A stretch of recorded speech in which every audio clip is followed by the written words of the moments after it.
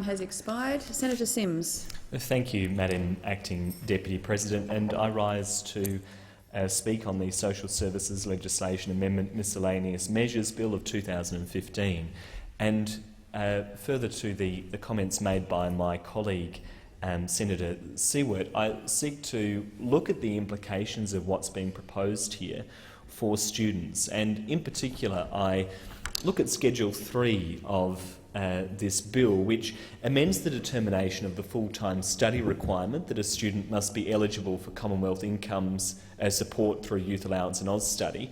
The legislation would change this structure so that full-time enrolment loads can only be from one course of education. Now, of course, I acknowledge that that doesn't include combined degrees. There are some exemptions there, but as has been noted by the National Union of Students, this does significantly restrict choices available to students. It doesn't recognise the reality of the experience for many students who are engaged at university, who may be juggling a range of different employment obligations due to the inadequacy of this government's youth allowance arrangements. And so therefore this will impact on potentially a small cohort but a significant cohort of students, and it's really important that we consider the implications of this. But of course, Madam Acting Deputy President, we know that the Liberals have form in this regard when it comes to ignoring the plight of students and making life more difficult for people at university. We know they've got form in this regard. And to see that, we need only look at last night's budget flop. Last night's budget flop, where to much fanfare the Liberals have been out saying that they're abandoning their push for deregulation. But let's be clear, Madam Acting Deputy President, that is nothing more than a smoke and mirrors campaign. A smoke and mirrors ploy to try and cover over what they really have in store. Because from 2017 to 2018, there will be a 20% cut to the university sector. That's in the forward estimates. So $200 billion being ripped away from universities, and how do the Liberals propose to make up the difference? Well, they've got an options paper, a discussions paper out there where they're going to talk about all these ideas. Everything's on the table, of course. They want to talk about these flagship degrees where universities can charge sky-high fees. But also, we know that they want to increase the fees for students as well. Of course that's part of the mix, because that's the only solution that they know.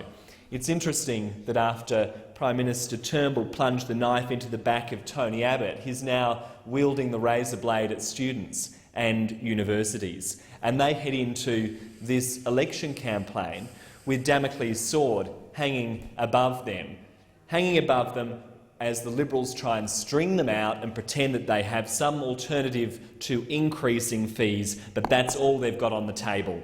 And the reality is that that is going to impact on students, particularly those from low socioeconomic backgrounds, those from low-income families.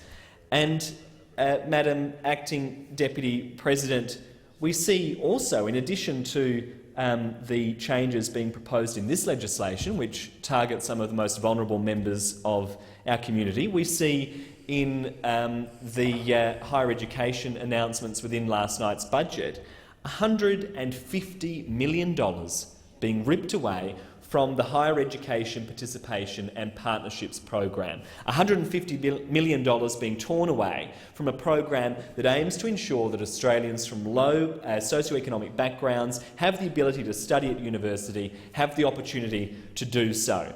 And we know that costs to attend university have continued to rise. They're going to continue to rise even further if the Liberals get back into government.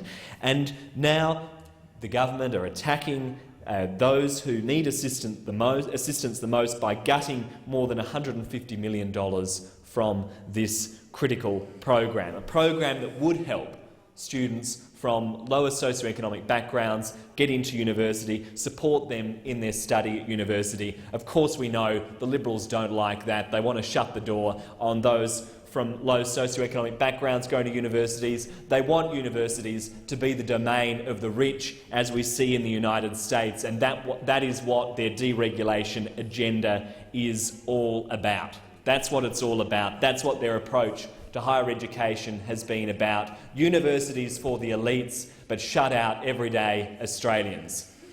And, Madam Acting Deputy President, isn't it interesting that we see bills like the one before us today, the Social Services Legislation Amendment Miscellaneous Measures Bill, that really target those most vulnerable members of our community, and they tend to do so on the basis of trying to save taxpayer dollars. You know, that's the guise under which these changes are all so often proposed. Yet when, as my colleague Senator Seward has said, when it comes to finding money for the big end of town, the Liberals can always find it. When it comes to finding money for the big end of town, the Liberals can always find it.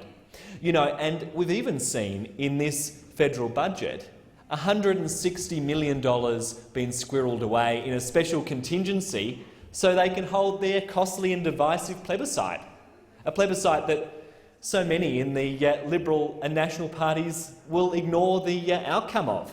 So we're seeing $160 million being squirreled away to ask a question we already know the answer to. Here's a news flash for the Turnbull government. Australians support marriage equality. They want to see the government deliver on marriage equality, and we don't need a costly and divisive plebiscite to get us there.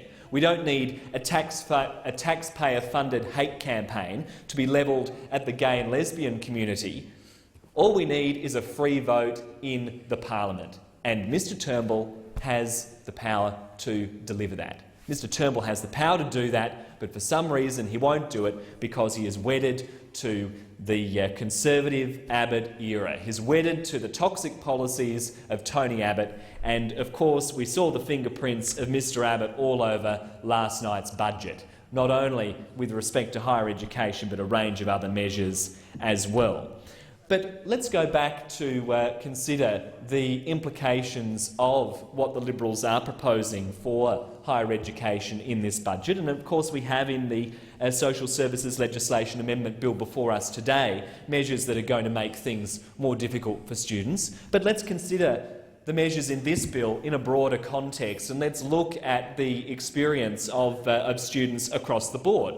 And the reality is that the Liberals are also now going to reduce the HECS repayment threshold, so that if you're earning $45,000 a year, you're going to have to start paying back your HECS. They're doing that at a time when cost of living is increasing, when the ability to get ahead is becoming more and more difficult for Australians, particularly for graduates, and we know that there are record unemployment for young Australians and those who are leaving university. What's the Liberal solution? What's the Liberal solution? It's to hike up fees, and it's to start reducing the threshold so that people start paying back their fees earlier. So we're going to see students being burdened with more and more debt. We're going to see less flexibility as a result of this Social Services Legislation Amendment Bill, and that is a bad thing for the university sector in this country, and it's a bad thing for students. It's a bad thing for students, Madam Acting Deputy President. I know that when last night's budget was announced, a shiver would have run down the spine of every Vice-Chancellor in this country, because they know what is coming. They know what is coming. The Liberal Party Razor Gang have got them in their sights. They're going to slash 20% off university funding, and they're going to start that from 2017. And of course the Liberals are using their smoke and mirrors campaign to disguise that fact. They're trying to pretend that that's not happening. But hidden away in this budget is the ugly reality. The ugly reality is that the Liberals need to make up a 20% funding cut. They need to make up $2 billion for the university sector, and the only solution they know is to hike up fees. The only solution they know is deregulation, and that's what they've got on the agenda. That's what they've got on the agenda. That's what they're taking to the Australian people for this federal election. So to conclude, Madam Acting Deputy President, the bill before us today does have an adverse impact on students. the proposal in Schedule 3 would adversely impact on those who are studying full-time and doing a diverse range of courses. It's an unfair policy, and it compounds the stress that students are already under as a result of the toxic policies of the Labor and Liberal parties.